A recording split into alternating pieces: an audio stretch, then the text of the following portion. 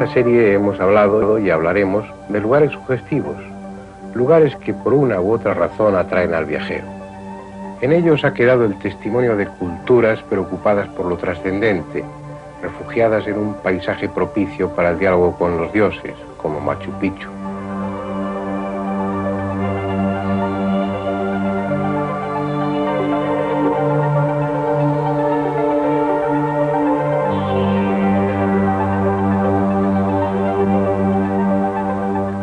Otras veces el lugar se llenó de misterio, acumuló incógnitas, porque los que allí vivieron dejaron restos cuya razón no entendemos, como en la pampa colorada de Nazca, hecha para dioses o para hombres voladores.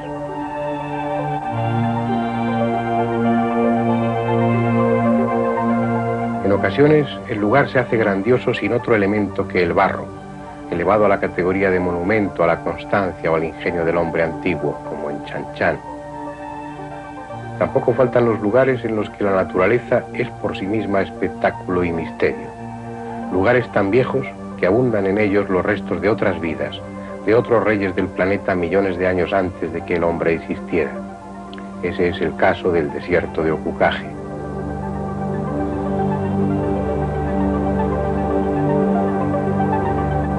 A veces el lugar es inhóspito, poco propicio para el hombre, pero aún así es tal la fascinación que ejercen las ruinas allí enclavadas que el viajero supera las limitaciones de su organismo para poder visitarlos, como sucede en Tiahuanaco.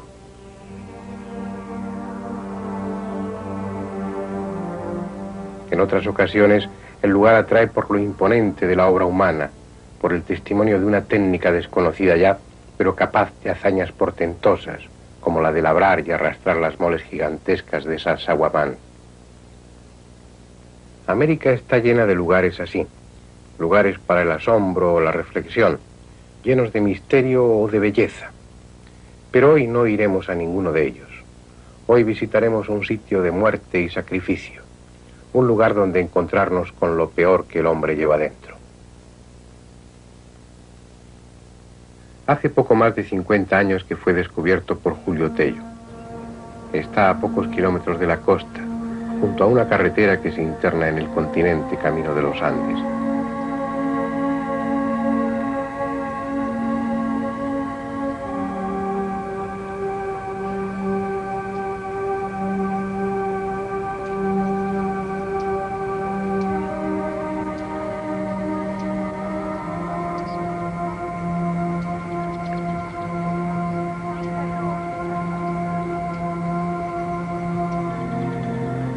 Tantas otras veces, el nombre del lugar ya se ha perdido.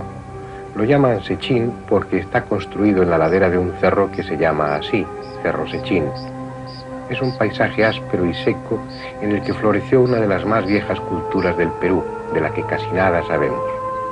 No están sus casas, no están sus almacenes, ni siquiera han aparecido sus tumbas.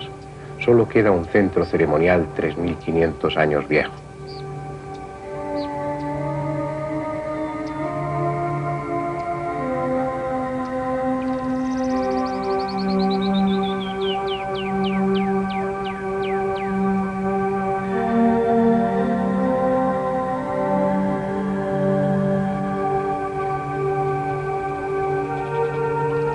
Probablemente hubo una plaza hundida ante ese recinto cercado y también otros edificios de adobe, pero solo lo construido en piedra ha resistido con éxito el paso de los milenios transcurridos.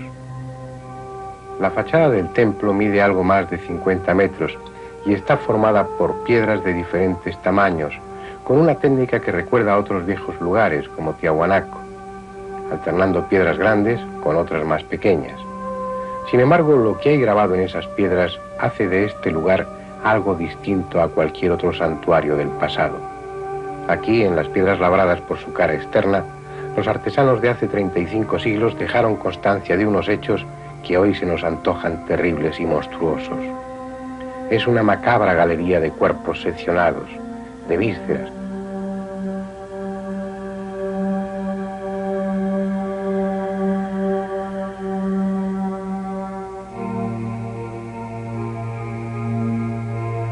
de miembros despedazados, de cabezas cortadas.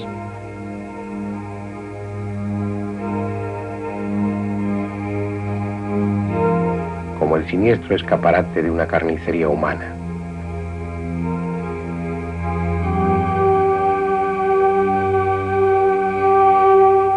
Es tal la exhibición de órganos y vísceras que algún arqueólogo ha lanzado la hipótesis de que se trataba de un centro donde se enseñaba anatomía.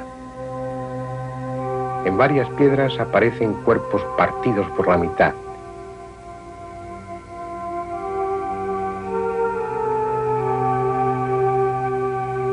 Y en algunos de ellos son claramente visibles los intestinos, representados de una forma esquemática pero eficaz. Incluso en una de las piedras aparece el aparato digestivo estilizado, él solo, como un trofeo atroz.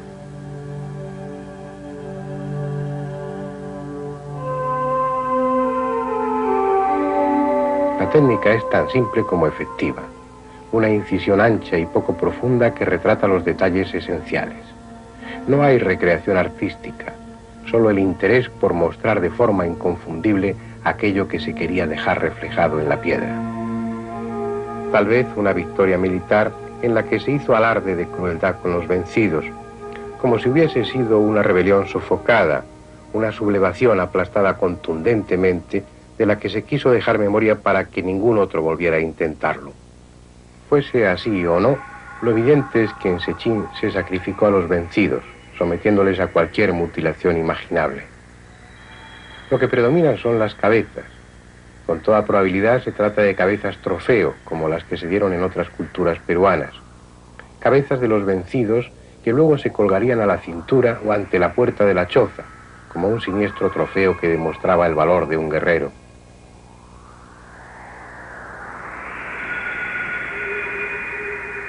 En Cerro Sechín, esas cabezas parecen haber seguido el mismo tratamiento que con frecuencia se empleó en el pasado americano. Fueron rasuradas, dejando solo un mechón de pelo que servía para sujetarlas y exhibirlas.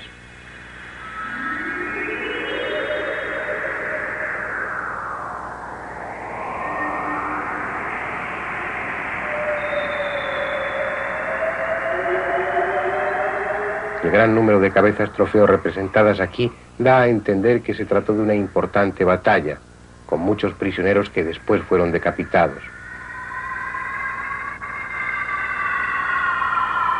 Incluso en una de las piedras aparecen cabezas amontonadas, posiblemente ensartadas en estacas puntiagudas, a la manera que lo hicieron algunos pueblos mexicanos del pasado. Entre todo ese muestrario de despojos humanos destacan varias figuras completas, las de unos sacerdotes o unos vencedores. En los textos arqueológicos se alude a ellos como pontífices del sacrificio o dignatarios. Llevan en su mano un cetro, tal vez una vara ceremonial o un arma estilizada. Su cabeza está cubierta por un casco trapezoidal con 3 figuras cuadradas y una norma de bronce.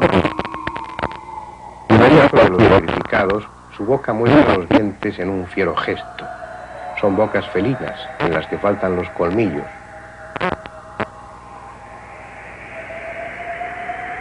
Sus ojos son de iris excéntrico, ojos calavéricos, como los de las figuras representadas en Chavín de Huántar. Su atuendo más hace pensar en sacerdotes que en guerreros, lo que da otra dimensión a Sechín, la de lugar de culto. De esa forma, los sacrificados, aquellos cuyos cuerpos fueron bárbaramente despedazados, sufrieron tal castigo no como ejemplo, sino como ofrenda a uno de esos dioses sanguinarios que tanto abundaron en otro tiempo.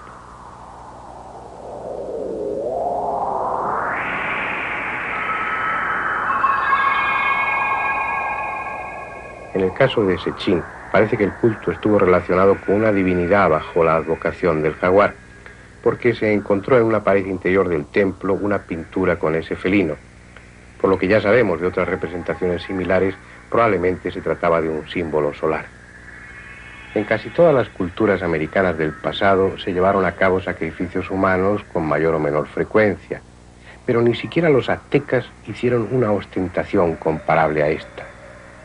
Cerro Sechín es excepcional en muchos sentidos y tiene esa resonancia ominosa y sombría de los lugares asociados a la angustia, a ese terror inimaginable de aquellos que iban a ser sacrificados. Una angustia que pese a lo esquemático de los grabados puede adivinarse en alguno de los rostros. Han pasado 3.500 años desde entonces. Los dioses que han sobrevivido han perdido ese carácter sanguinario y los sacerdotes solo ofrecen sacrificios simbólicos.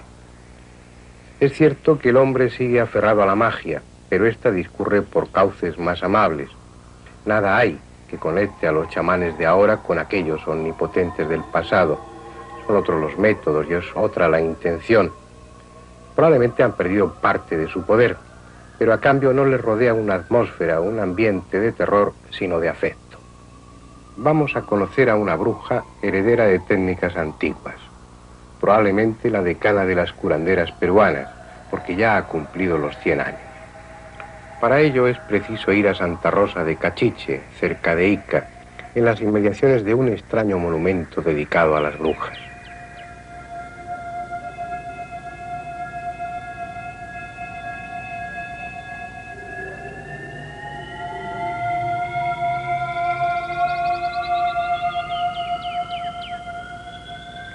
En un claro del bosque polvoriento y seco, con nostalgia de otros bosques brumosos y sombríos, alguien tuvo la bizarra idea de hacer un monumento a la bruja.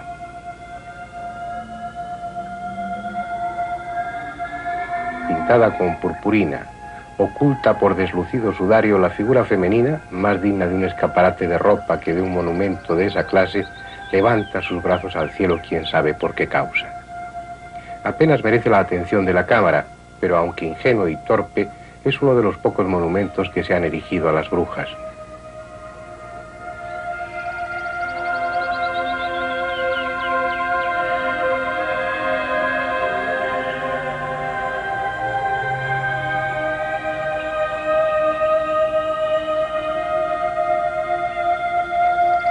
Solo por casualidad, la casa de doña Julia está a pocos metros de distancia. No es curandera por vocación, sino por necesidad. Viuda y con muchos hijos, se puso en esto de sanar para ayudar a mantener la familia. Que como yo era viuda y tenía tantos hijos, era una cosa lucrativa para mi familia. Empieza, hija, empieza. Y me enamoró. Pero nadie duda por ello de su eficacia, sobre todo en la limpia con huevo, que es su especialidad. La magia, la sanación que emplea doña Julia, para nada se opone a la religión convencional. Es más, se refuerza con ella.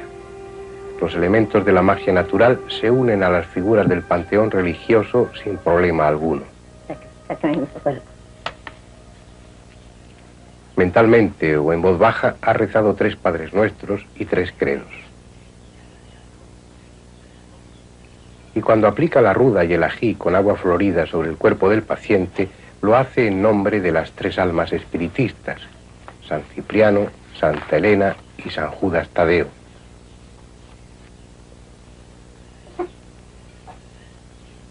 Todo eso que hacía con la ruda y con el agua florida, ¿para qué era? Para sacar a los sucios.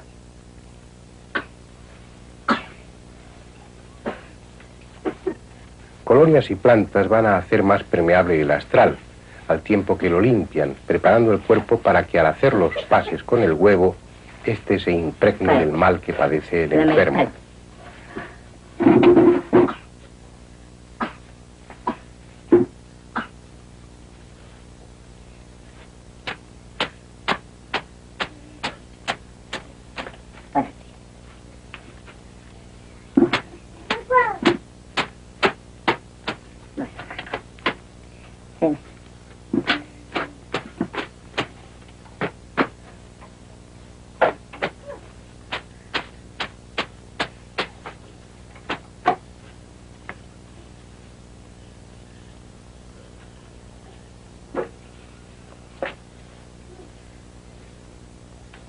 Es el método para diagnosticar, y si ha habido suerte, la enfermedad habrá salido del cuerpo pasando al huevo.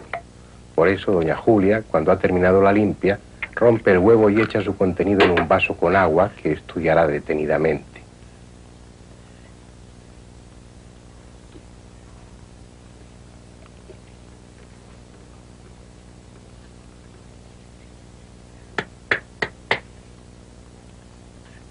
A ver, ¿qué dice aquí?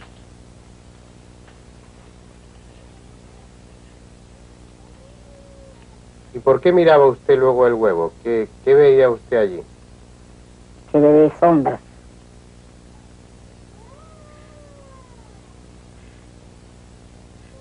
¿Y luego qué remedios le pone? Hay que hacer sus remedios, pues, como que fuera aquí un médico. Después, como ya habíamos visto hacer a otros chamanes de la costa norte de Perú, vendrán las sopladas con agua florida. Debe hacerse pulverizándola sobre el paciente en una nube de pequeñas gotas, lo que requiere unos buenos pulmones. Por eso se encarga de ello uno de los hijos de doña Julia.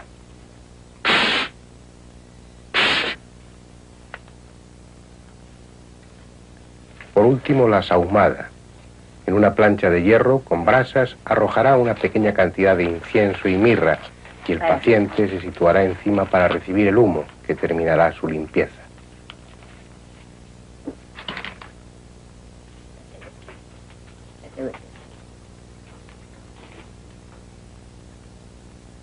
Una sahumada espléndida.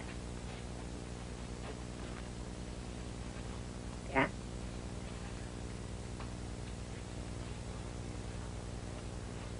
Ese tipo de medicina es practicado de una manera similar por cualquier curandero en otras partes del mundo, porque responde a un mismo concepto: la enfermedad como una forma de energía negativa. Si esa energía es disipada o se consigue cambiar su dirección, el proceso orgánico se detiene y entonces el cuerpo, por sus propios medios, es capaz de regenerar esa zona dañada. De esa forma no actúan sobre la enfermedad, sino sobre un desequilibrio energético. En su pensamiento mágico, esas energías que influyen son energías naturales dotadas de intención, una especie de espíritus negativos que influyen sobre las personas previamente debilitadas. Efectivo o no, pura superstición o residuo adulterado de un conocimiento antiguo, lo cierto es que ese tipo de sanadores gozan de un gran prestigio y son visitados por personas de todos los niveles culturales y sociales. La limpia con huevo no es una exclusiva de doña Julia, ni siquiera del Perú. Semanas atrás estuvimos en México con una sanadora que utilizaba igual sistema.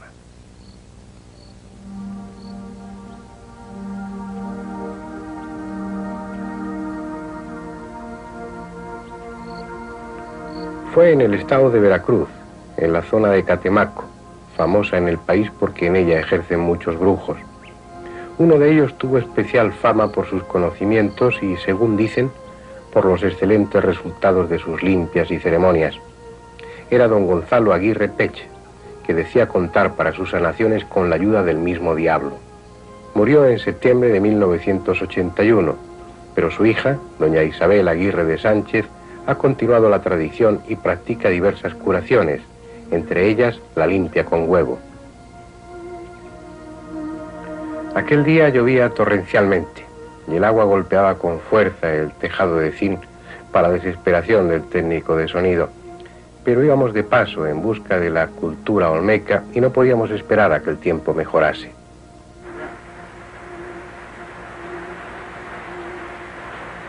Como toda ceremonia con sabor mágico, esta comenzó por una invocación, por una apertura en la que los espíritus poderosos, las energías desencarnadas, eran reclamadas para que actuaran. El huevo, que en otros lugares es un cuy o una gallina, será aplicado en todas las zonas del cuerpo como una especie de esponja que captará las malas vibraciones, las energías negativas que están produciendo la enfermedad.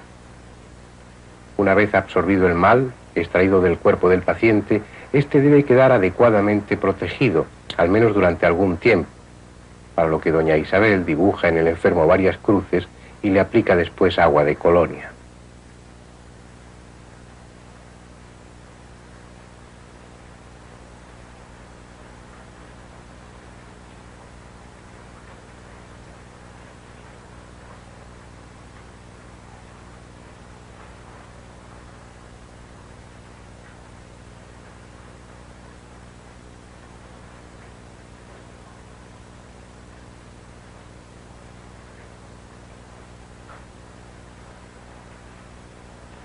Nadie puede saber si esas prácticas sirven objetivamente para algo.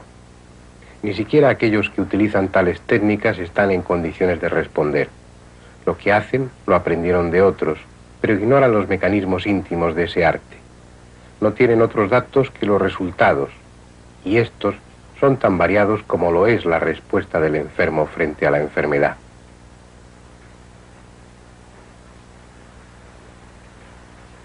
Este huevo va a ser depositado en esta palangana de agua durante 9 días. Durante 9 días me va a poner usted un vaso por su cabecera al lado donde duerme, para que esa agua esté recogiendo el mal que se va a depositar, que se va a llevar el proceso durante 9 días. Al otro día me la va a tirar muy temprano al baño, así en una cosa donde no caiga adentro de su casa porque lo perjudicaría, ¿sí? Ahora le voy a marcar con este colmillo el paso de Salomón, que es para proteger y salvarlo de todo mal, ¿sí?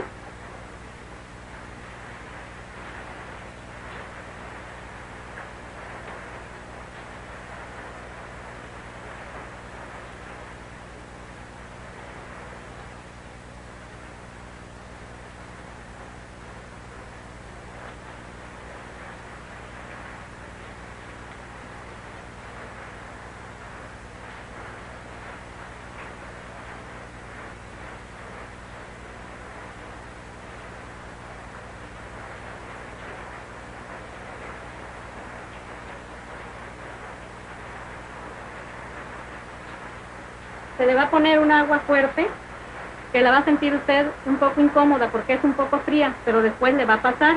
Esto le ayuda para que quede usted curado de la limpia que se le está haciendo, ¿sí?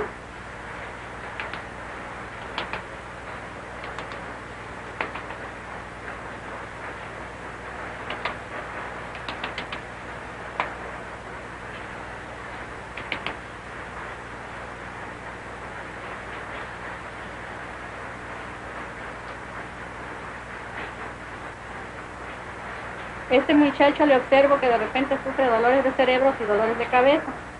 Ignoramos demasiadas cosas como para negar el efecto benéfico de esas simples ceremonias.